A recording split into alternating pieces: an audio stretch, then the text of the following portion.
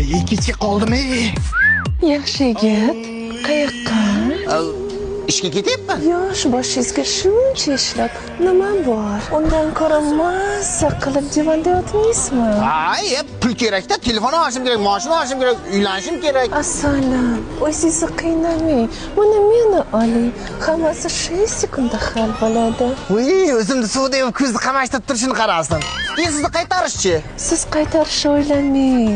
5 kunlik dunyo. Mazza qilib yashasangizchi. Voy, qanday bo'lar ekan-e? Yo'qmayapmanmi? Yo'q, yoqyapsiz. Unda uyingizga olib kiring. O'lsin, birga bo'ladi-da. Chiqing. Qani marhamat, kiring. Chiqing. Voy, bo'g'irsog'im. Nima bo'ldi? Yo'q, adashmabman. Kiring. Ya o'zimni jigar, bu janim o'zga. Chiqing. Mana chiqaman. Avval mana ularni to'la, keyin chiqaman. Bular qaydan paydo bo'ldi? Tug'dim, ishga qura. Divanda mazza qilib yotishlar-chi? Devanda biz mazza qilib yotamiz. Sen kurrada ishlaysan.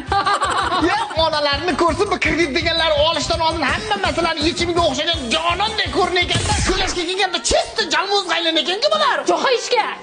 Wel, qumkalla kirib